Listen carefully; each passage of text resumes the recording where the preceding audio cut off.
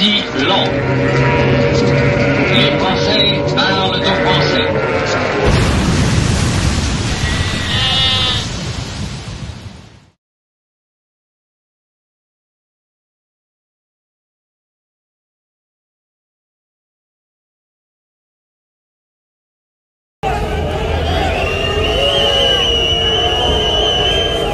Bonjour monsieur le préfet, vous pouvez vous exprimer pour la télévision?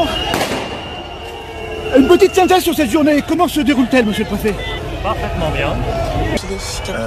Oui, alors effectivement, il y a tout un tas de dispositions en cas de canon conforme. Mais ça également, c'est dans toutes les opérations, en fait, on planifie le plan A. Et autour du plan A, on a toute une sorte de ramification. Vous constatez vous-même que la situation a été rétablie après quelques petites agitations, mais sans gravité.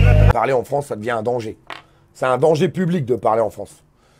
Si, je sais pas. Alors, il paraît que démocratie, liberté d'expression, des mots qui n'existent plus. Mais c'est quoi ce pays?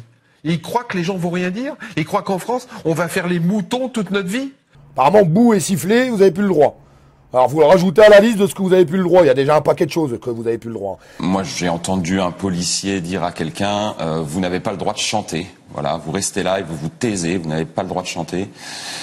Donc voilà, un nouvel épisode dans le déclin des libertés publiques en France. D'accord? Je venais en tant que citoyen. Premier contrôle, une amende. Deuxième contrôle, troisième contrôle, quatrième contrôle, on nous prend, on nous emmène en garde à vue. Et aujourd'hui, vous portez une cravate jaune, parce que ce que je vous dis est véridique. Vous avez une amende de 135 €.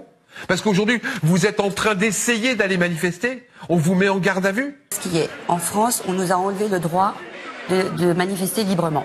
Quand j'ai demandé pourquoi j'étais interdit de revenir sur les champs, on m'a dit que c'était la hiérarchie qui m'interdisait de revenir sur les champs. Qu'est-ce que c'est que cette justice à deux vitesses? Donc c'est pas un arrêté préfectoral, nominatif ou pas. Ça reste des ordres de M. Lallemand et de M. Castaner de nous interdire de rentrer sur les champs. On est par définition jamais de crainte. On est par définition jamais de crainte.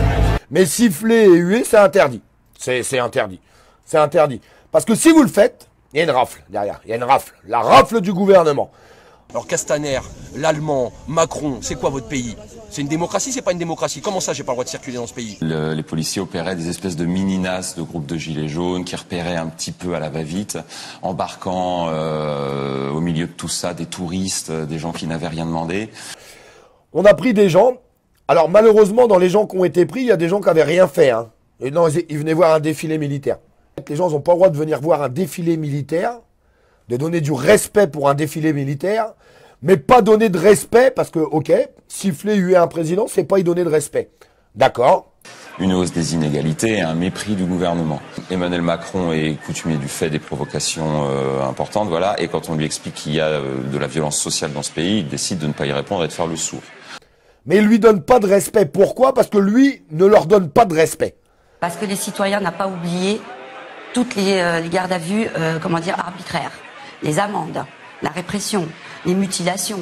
Tout ça, ça n'est absolument pas pardonnable ni oubliable. Donc il y a des gens qui sont pas venus manifester au 14 juillet. Ils sont venus voir un défilé. Mais quand ils ont vu l'horreur de la tête de défilé, cette horreur humaine, parce que c'est une horreur humaine, quand on voit comment il traite les gens, comment il traite son pays, comment il traite ses citoyens, c'est une horreur. Où le code du travail est cassé, où la sécurité sociale est cassée, où les hôpitaux n'existent plus. Et là, l'argent aujourd'hui, on va la chercher uniquement dans la poche des salariés qui n'ont déjà que des trous dans leur poche, qui le 15 du mois ne savent plus. Et c'est cela qu'on ponctionne. Bah, il y a des gens, ils ont eu envie d'y faire bouh. Ils lui ont fait bouh. On les a parqués dans des bus. Ça me rappelle des vieilles images que j'ai vues il y a 80 ans. Vraiment, faut être honnête. On a parqué les gens dans des bus comme ça. On les a emmenés, les gens, ils pensaient quoi? Ils pensaient qu'ils allaient dans un commissariat. Ça fait partie des règles de la République. Non, là, c'est pas ça du tout. On a mis des gens dans des bus. On les a amenés dans une espèce de zone industrielle toute pourrite, toute taguée, toute dégueulasse. Avec des grands bâtiments, ça fait très glauque. Avec du barbelé autour, est-ce qu'il s'ensuit? Vous avez des bâtiments, vous avez des grillages, des barbelés et tout. C'est jamais que les gens veulent s'échapper, je sais pas. Vous entendez les gens qui arrivent aux abords de cet entrepôt, ils se posent des questions, mais on arrive où? Qu'est-ce qui se passe? C'est des citoyens qui sont dans le bus. C'est des hommes, des femmes qui ont une vie tout à fait naturelle. C'est pas des terroristes, c'est pas des bandits, hein. C'est des citoyens français, hein. Pour qu'on les laisse sortir quelques heures après et que rien ne soit retenu contre eux. Alors, s'il y a que moi qui pense qu'il y a un problème là-dedans, on marche sur la tête. On vient de passer encore une nouvelle étape. Depuis quand tu te fais interpeller, on te fout dans un hangar. Mais c'est quoi ce bordel là? Alors attendez, non, mais parce qu'au bout d'un moment, il faut qu'on arrête. Faut qu'on arrête. Sincèrement, faut qu'on arrête total. Mais dans quel pays on est? On s'en va où là? On est où là? On est en Corée du Nord ici? On s'en va où? Est-ce qu'on est encore en France, le pays des droits de l'homme? Est-ce que nous ne sommes pas dans une dictature sous-jacente? Est-ce qu'il vous en... Mais personne réalise qu'il y a un problème dans ce pays. Les gens, ils se battent pour le mieux vivre de tout le monde. C'est pas un combat personnel. Bon les gars, réfléchissez, hein. Réfléchissez. Parce que tu sais, hein, ce qu'on fait là, on se bat. Si on gagne, ce sera pour tout le monde. Même pour les connards qui nous ont tiré dessus. C'est absolument pas un combat personnel. C'est pour le mieux vivre de tout le monde. Qu'on soit pas d'accord avec les revendications du mieux vivre. Oh, mon Dieu, revendication du diable. On veut juste mieux vivre. C'est pas une revendication de gilet jaune. C'est une revendication d'être humain, du mieux vivre. Qu'on soit pas d'accord, ça me va. Qu'on critique, ça me va. Mais qu'on soit pas capable de critiquer aujourd'hui qu'on a un président qui tire sur son peuple, qui empêche son peuple de manifester. Posez-vous les bonnes questions, les Français. Posez-vous les bonnes questions, les journalistes, parce que c'est bientôt votre tour aussi. J'ai vraiment l'impression, je vous dis honnêtement, hein, moi, plus j'avance là dans le mouvement, depuis ces 8 mois, je reconnais, je vous le dis, j'ai mal au cœur de dire ça parce que j'aime mon pays. Mais plus ça va, hein, moi je reconnais mon pays. Je vous le dis honnêtement. Parce que quand t'entends tous ces connards à la télé qui nous critiquent, qui nous chient dessus, putain, j'ai perdu un œil.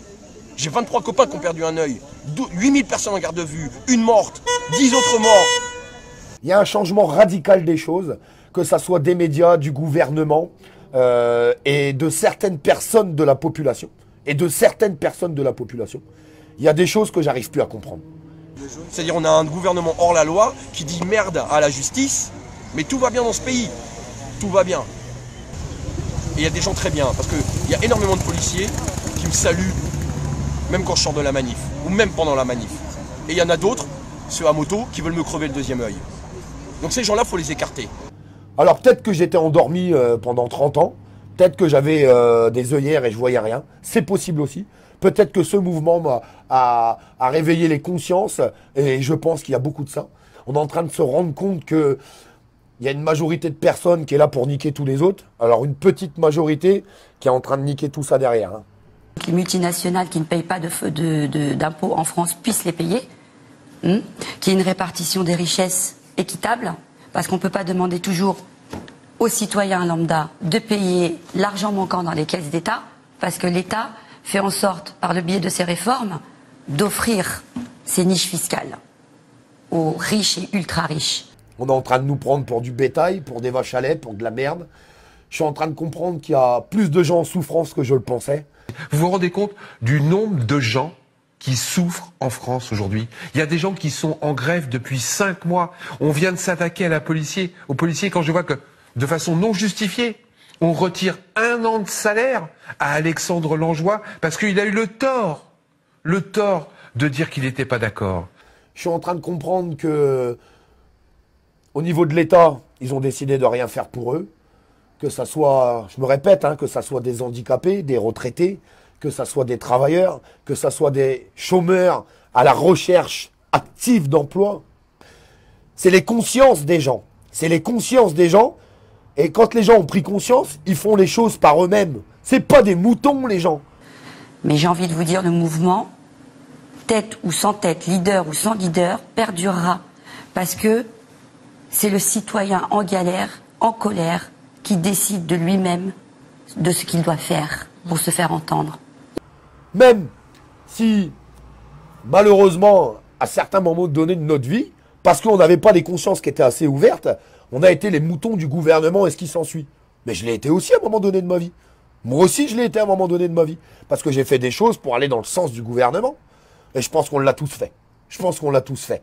On est l'essence même d'un travail effectué depuis 40 ans par le gouvernement qui est fait pour mieux nous diviser, et c'est ce qu'on est en train de faire. Faut arrêter de se jeter la pierre. Faut qu'on arrête de se jeter la pierre. Ça fait 40 ans qu'on attend ça. D'accord? On est ensemble. Ensemble, on a une zone. Là, les consciences sont vraiment en train de s'ouvrir. Les gens sont en train de prendre conscience des choses. Parce que nous sommes le nombre. Nous sommes la force. Et ils n'ont pas besoin d'un chef ni d'un leader pour leur dire ce qu'ils ont à faire. Et on le voit bien tous les jours. Les gens font les choses en leur âme et conscience. Jérôme, il est ce qu'il aime, il est rien sans vous. Et son combat n'est rien avec votre combat à vous. Donc c'est ensemble, c'est notre combat. C'est pas le mien, c'est pas le vôtre, c'est pas le tien, c'est le nôtre. Et c'est ensemble qu'on va avancer. Et c'est ensemble qu'on va avancer. Oui, les Champs-Élysées, c'est la maison des Gilets jaunes. C'est un combat qui continue, c'est un combat qui va durer longtemps, un combat de longue haleine. Moi et quelques autres avons eu des discussions avec certains policiers tout à l'heure sur l'avenue, des discussions fraternelles. Bon, on leur disait, préparez-vous les gars, c'est un combat de fond, c'est une course de fond. Et on espère que vous avez de l'endurance, et puis on verra bien où tout ça va nous mener. On aimerait avoir des nouvelles de Steve, notamment vis-à-vis de sa famille. Ce jeune homme qui, le soir de la fête de la musique, a disparu à Nantes. On a véritablement besoin d'avoir des nouvelles, et M. Castaner se doit de donner ces nouvelles.